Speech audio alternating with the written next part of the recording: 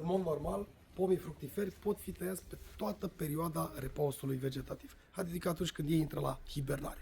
Dar, bineînțeles, cu anumite condiții, pentru că noi avem hibernare și în luna ianuarie, când de obicei mai înregistrăm uneori temperaturi de minus 15, minus 18 grade. Care ar fi condiția de bază? Să nu avem un minus 5 grade. Pentru că acolo s-a observat că în momentul în care facem o secțiune, deteriorăm pur și simplu ramura, o strivim, pentru că ea nu mai este atât de elastică. Și de aceea este indicat să avem temperaturi pozitive, dacă aș putea spune, când facem aceste tăieri. Mai trebuie să știm că, în funcție de categoria lor, unii pomi intră în repausul vegetativ mai devreme și unii intră în repausul vegetativ mai târziu. Măr, păr, prun intră foarte târziu în vegetație. Cais, piersic, nectarin, cireș intră mai devreme în vegetație, undeva la sfârșitul lunii august, începutul lunii septembrie. Și de aici pot exista anumite discordanțe, anumite diferențe între acești pomi. Singurul lucru pe care vi pot spune este că mugurii vegetativi, în funcție de categoria lor, pot suferi înghețuri chiar și în perioada iernii. De foarte multe ori ne trezim în primăvară că avem flori, dar nu avem fructe. Care ar fi cauza? Trebuie să știți că la speciile acestea care intră mai devreme în repausul vegetativ, termofile, adică ele sunt mai pretențioase față de sol, față de temperaturi, sunt mai sensibile la ger, mugurii acestora suferă degerături încă de pe la minus 6 grade, 7 grade, încep să sufere anumite probleme și asta se reflectă în producția de primăvară. Categoria prunului, categoria mărului, categoria părului, cam de pe la minus 12 grade încolo, atunci încep să apară problemele. Și ne trezim în primăvară și spunem, dom'le, mi-a florit pomul, dar nu am avut fructe. De ce? Pentru că el a suferit în perioada de iarnă. Și aici am vrut să ajung. Intensivele mari, care taie pomii fructiferi încă din sfârșitul lunii septembrie, începutul lunii octombrie, bagă întotdeauna tratamente. Ei știu să calculeze diferența aceasta de temperatură între baza la care rezistă mugurile și diferența cu grade în minus în care pur și simplu suferă degerături. Și voi dau un exemplu simplu.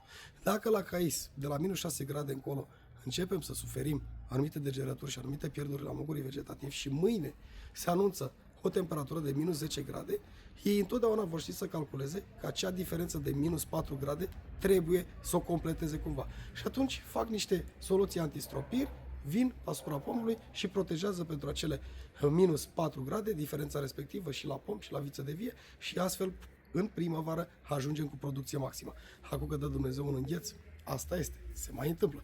Dar de multe ori, cauza problemei și lipsei rodului în primăvară, dacă pomul florește și nu avem fructe, este tocmai gerurile de peste iarnă. Dar mai este un aspect foarte important în ceea ce privește gerurile, în ceea ce privesc degerăturile sau deteriorarea mugurilor, fie ei vegetativi, fie ei floriferi. Trebuie să vă gândiți în felul următor. Nu există tăiere la pomii fructiferi fără să fie una de formare. Indiferent că facem de întreținere, indiferent că facem de tinerire, de normarea rodului, de stimulare și așa mai departe, noi vom face tăieri de formare. Ce înseamnă o tăiere de formare? Îi formăm structura scheletului, îl echilibrăm. Da? Și noi, de exemplu, vrem să avem o creștere în această parte, în această zonă. Și noi venim și tăiem în luna noiembrie din această zonă, pentru că avem un mugure direcționat spre o direcție pe care noi vrem să o urmăm cu ramura respectivă. Adică avem un mugure îndreptat în partea dreaptă, venim și facem secțiune la aproape 1 centimetru distanță față de el și următoarea ramură care ne va da în sezonul vegetativ vrem să fie în această zonă. Dacă mugurile suferă înghețuri, dacă vin geruri mari, mugurile respectiv este posibil să înghețe sau să sufere pierderi, să nu se dezvolte corect și ramura puternică va pleca din mugurile vegetativ din spatele lui într-o direcție total opusă unde dorim noi.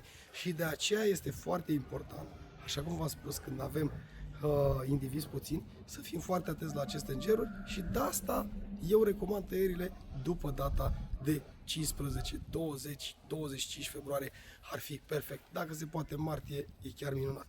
Astfel încât noi să eliminăm toate aceste cauze. Nu vom sta tot timpul cu soluție antistropire pentru anti-îngheț, pentru ei, ca să le protejăm mugurii.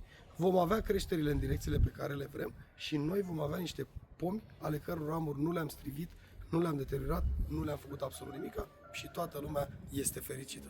Adică toată această poveste a avut legătură cu un singur aspect. Atunci când avem grădini mici, când nu avem foarte mulți pomi, este recomandat să tăiem pomii primăvara, pentru a nu avea acele dezavantaje, mai ales dacă suntem începători și nu cunoaștem foarte bine.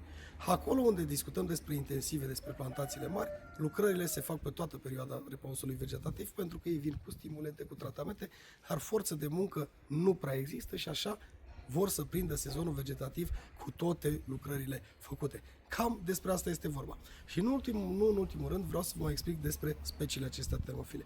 Piersic, cais, nectarin, migdal, cireș, vișin.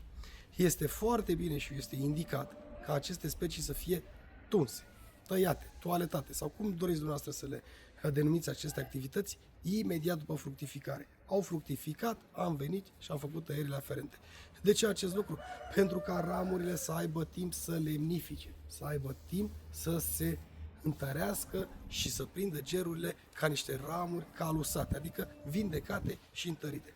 Dacă noi venim și le tăiem în repausul vegetativ, având în vedere acele diferențe majore de rezistență a mugurelui la unele categorii și la altele categorii mai slabe, vom avea pierderi întotdeauna. Dacă nu putem să facem asta în perioada vegetativă, vom merge și vom face tăierile la aceste categorii de pomi imediat după înflorire, pentru că mai putem suferi anumite înghețuri, anumite pierderi și atunci o ramură pe care am tăiat-o inițial poate avea mai multă floare decât o ramură pe care am păstrat-o. Și imediat după înflorire, cu mare grijă, pentru că atunci se rup foarte repede mugurii, venim și facem secțiunile care avem nevoie de ele în grădina noastră. Pentru ceilalți care vor totuși să lucreze în perioada toamnei, în perioada rece, este indicat să mergem să tăiem părțile uscate, este indicat să mergem să tăiem părțile rupte, părțile lovite și să așteptăm primăvara pentru a ne apuca de treabă. Iar pentru ceilalți care vreți într-adevăr să faceți tratamente și lucrări ca la carte și să vă protejați pomii, găsim toate detaliile. Soluția anti-îngheț vă pot spune foarte simplu cum să o calculați, vă las și un număr de telefon pe ecran, fără nicio problemă pentru a primi detaliile respective, dați un mesaj pe WhatsApp, vă răspund cu plăcere. Dar despre pomii fructiferi și despre tăierea lor, cam acestea sunt regulile de bază, după care dumneavoastră vă ghidați și alegeți. Este foarte simplu. Eu, în ceea ce mă privește pe mine, îi tai întotdeauna după partea de 20 februarie, atunci când sunt aproape sigur că nu mai vin înghețurile acelea masive, ca eu să sufăr sau să am o problemă cu pomii mei. Este foarte simplu, iar alegerea este la mâna dumneavoastră.